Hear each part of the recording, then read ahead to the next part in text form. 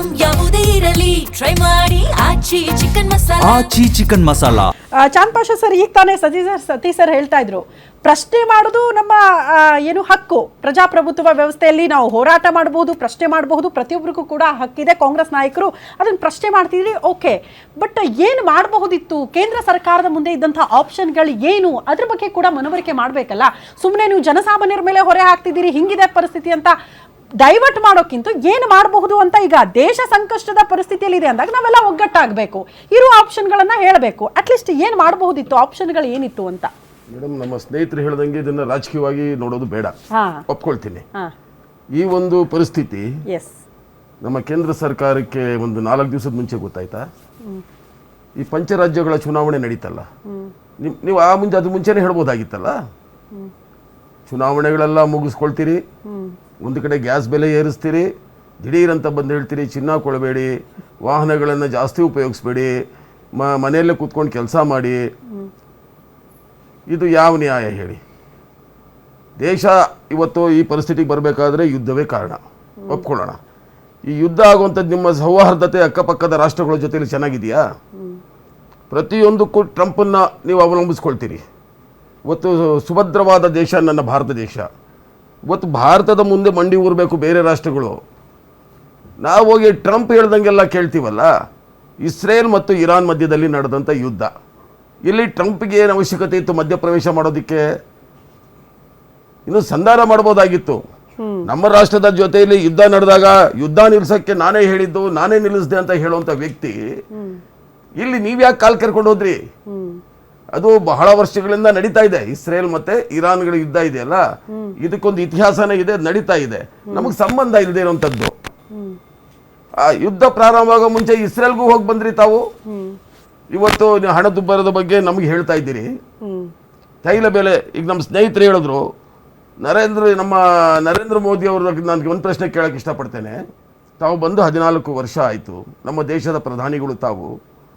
ಇದೇ ಮನಮೋಹನ್ ಸಿಂಗ್ ಅವರಿದ್ದಾಗ ಬ್ಯಾರೆಲ್ ದರ ಎಷ್ಟು ಡಾಲರ್ ಇತ್ತು? ನಿಮ್ಮ ಕಾಲದಲ್ಲಿ ಎಷ್ಟಿತ್ತು?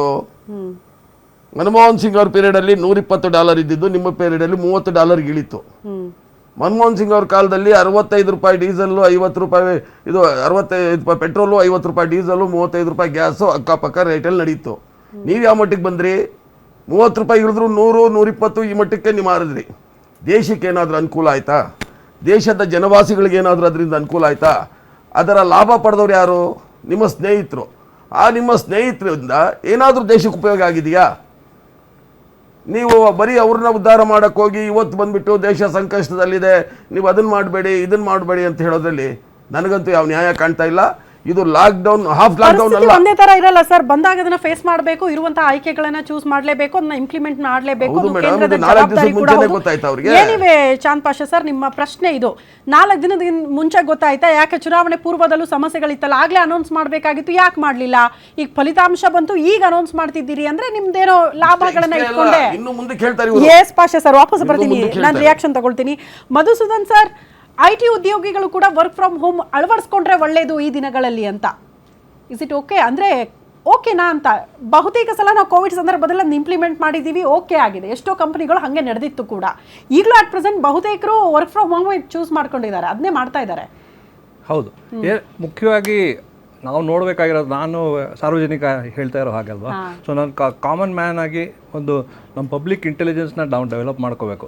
ಏನು ಅವ್ರು ಹೇಳಿರೋ ಕಾರಣ ಏನು ಅನ್ನೋ ಒಂದು ಮನಸ್ಸಲ್ಲಿ ಇಟ್ಕೊಂಡು ಅದನ್ನು ನಾವು ಮುಂದೆ ನೋಡಬೇಕಾಗತ್ತೆ. ಅವ್ರೇನು ಒಂದೇ ಪಾಯಿಂಟ್ ಹೇಳ್ತಾ ಇರೋದು, ಅಮೇರಿಕನ್ ಡಾಲರ್ಸ್ನ ನಾವು ವ್ಯಯ ಮಾಡೋದನ್ನು ನಿಲ್ಲಿಸೋಣ.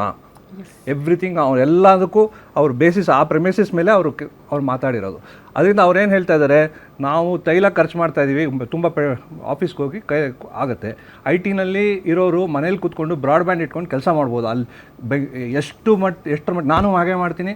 ಅದರಿಂದ ಎಷ್ಟರ ಮಟ್ಟಿಗೆ ಅಂದರೆ ಅಲ್ಲಿ ಇರೋದಕ್ಕಿಂತ ಹೆಚ್ಚಾಗಿ ಮನೇಲೇ ಜಾಸ್ತಿ ಕೆಲಸ ಮಾಡ್ತಾರೆ. ಸೊ ಅದರಿಂದ ಆ ಪಾರ್ಟಿಯಿಂದ ಟ್ರಾಫಿಕಲ್ಲೂ ಕಮ್ಮಿ ಆಗುತ್ತೆ. ಅದ್ರ ಜೊತೆಗೆ ಆಮದು ಮಾಡ್ಕೊಳ್ಳೋಕೆ ತೈಲದಿಂದ ಪ್ರಾಬ್ಲಮ್ ಆಗೋದ್ರಿಂದ ಅದಕ್ಕೆ ಅವರು ಅದನ್ನು ಕಮ್ಮಿ ಮಾಡೋಣ ಅಂತ ಹೇಳ್ತಾ ಇರೋದು ಅವರು. ಹಾಗೆ ಅವರು ಆಫೀಸ್ಗೆ ಹೋಗೋಕ್ಕೆ EV ಬೇಕಾದ್ರೆ ಹೋಗಿ ಅಂತ ಹೇಳ್ತಾ ಇದ್ದಾರೆ. EV ನಲ್ಲಾದರೆ ಹೋಗಿ ಬನ್ನಿ ಅಂತ ಹೇಳ್ತಾ ಇದ್ದಾರೆ. ಯಾಕೆಂದರೆ ಈ ಮುಖ್ಯವಾಗಿ ತೈಲ ಇದು ಮಾಡ್ಬೇಕು, ತೊಂದರೆ ಆಗ್ತಾ ಇರೋದನ್ನು ಕಮ್ಮಿ ಮಾಡಬೇಕು.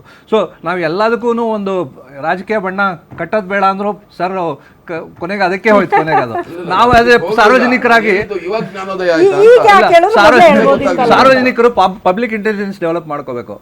ಪಾರ್ಟಿಗಳು ಬರ್ತಾರೆ ಹೋಗ್ತಾರೆ, ಪಬ್ಲಿಕ್ ಅವ್ರು ನಾವು ಯೋಚನೆ ಮಾಡ್ಬೇಕು ಅವ್ರು ಏನ್ ಹೇಳ್ತಾ ಇದಾರೆ. ನಾವು ಡಾಲರ್ ಉಳಿಸೋಣ, ಎಲ್ಲಿ ನಾವು ನಮ್ಮ ತಂದೆ ತಾಯಿಗಳು ಹೇಳಿರೋ ಕತೆ ಏನು, ಇಲ್ಲಿ ಇದು ಏನಂತಾರೆ ಇರುವೆ ಮಳೆ ಬಂದಾಗ ಇದನ್ನೆಲ್ಲ ಸಂಗ್ರಹ ಮಾಡಿ ಇಟ್ಕೊಳತ್ತಂತೆ. ಹಾಗೆ ಇವ್ರು ಬಂದು ಹೇಳಿರೋದು ನೀವು ಡಾಲರ್ ಉಳಿಸ್ಕೊಳ್ಳಿ, ಈಗ ಇನ್ನೊಂದು ತಿಂಗಳು ಬಿಟ್ಟು 2 ತಿಂಗಳು ಇನ್ವೆಸ್ಟ್ಮೆಂಟ್ ಆಗಿ ಗೋಲ್ಡ್ ತಗೊಳ್ಳೋದನ್ನ ನಿಲ್ಸಿ. ಇವಾಗ ಗೋಲ್ಡ್ ತಗೊಳ್ಳಿ, ಗೋಲ್ಡ್ ತಗೊಳ್ಬೇಡಿ ಅಂತ ಹೇಳ್ತಾ ಇಲ್ಲ ಅವರು. ಗೋಲ್ಡ್ ಆಸ್ ಇನ್ವೆಸ್ಟ್ಮೆಂಟ್ ತಗೊಳ್ಳೋದನ್ನ ನಿಲ್ಸಿ ಸದ್ಯಕ್ಕೆ 1 ವರ್ಷಕ್ಕೆ. ಯಾಕಂದ್ರೆ ಅದನ್ನ ಇದರಲ್ಲಿ ತಗೊಳ್ಳಿ, ETF ಅಂತ ಇದೆ, ಅದು ಇಟ್ಸ್ ಸಿಮಿಲರ್ ಟು ಗೋಲ್ಡ್. ಎಷ್ಟು ಅಲ್ಲಿ ಜಾಸ್ತಿ ಆಗುತ್ತೆ ಇದು ಅಷ್ಟೇ ಜಾಸ್ತಿ ಆಗುತ್ತೆ. ಫಿಸಿಕಲ್ ಆಗಿ ಗೋಲ್ಡ್ ತಗೊಳ್ಳೋದನ್ನ ನಿಲ್ಸಿ ಸದ್ಯಕ್ಕೆ. ಕುಕಿಂಗ್ ಆಯಿಲ್ ನಾವು 60% ಆಫ್ ದ ಕುಕಿಂಗ್ ಆಯಿಲ್ ನಾವು ಆಮದು ಇದು ಇಂಪೋರ್ಟ್ ಮಾಡ್ಕೋತೀವಿ ಅಲ್ವಾ. ಸೋಯಾಬೀನ್ ಆಯಿಲ್ ಇರ್ಬೋದು, ಸನ್ಫ್ಲವರ್ ಆಯಿಲ್ ಇರ್ಬೋದು, 60% ಆಫ್ ಆಯಿಲ್ ನಾವು ಇಂಪೋರ್ಟ್ ಮಾಡ್ಕೊಳ್ಳೋದ್ರಿಂದ 10% ಉಳಿಸ್ಕೊಳ್ಳಿ ಅಲ್ಲಿ. ಅವ್ರು ಯಾವ ಒಂದು ಇಂಗಿತದಲ್ಲೂ ನನಗನ್ಸ ಅದೇ ಹೇಳಿದ್ನಲ್ಲ, ಪಬ್ಲಿಕ್ ಆಗಿ ನಾವು ಒಂದು ವಿಮರ್ಶೆ ಮಾಡೋ ಜಾಗದಲ್ಲಿ ಕೂತ್ಕೋಬೇಕು, ಜಡ್ಜ್ ಆಗೋ ಜಾಗದಲ್ಲಿ ಕೂತ್ಕೋಬೇಕು. ಇವ್ರ ಪಾರ್ಟಿಗಳು ಏನಾರು ಬೇಕಾದ್ರೆ ಹೊಡೆದಾಡ್ಕೊಳ್ಳಿ. ಅವ್ರು ಏನು ಹೇಳಿದ್ದಾರೆ, ಅವ್ರ ಪಾಯಿಂಟ್ನ ತಗೊಂಡು US ಡಾಲರ್ಸ್ನ ಉಳಿಸೋಕ್ಕೆ ಹೇಳ್ತಾರೆ ಅಂತ ಹೇಳಿದ್ರೆ, ಆದ್ರೆ ಅವ್ರು ಮಾಡ್ತಿರೋ ಒಂದು ದೊಡ್ಡ ತಪ್ಪೇನಂದ್ರೆ ಸೆಕ್ಯೂರಿಟಿ ಕಮ್ಮಿ ಮಾಡ್ಕೋತಾ ಇದ್ದಾರೆ ಅವರು.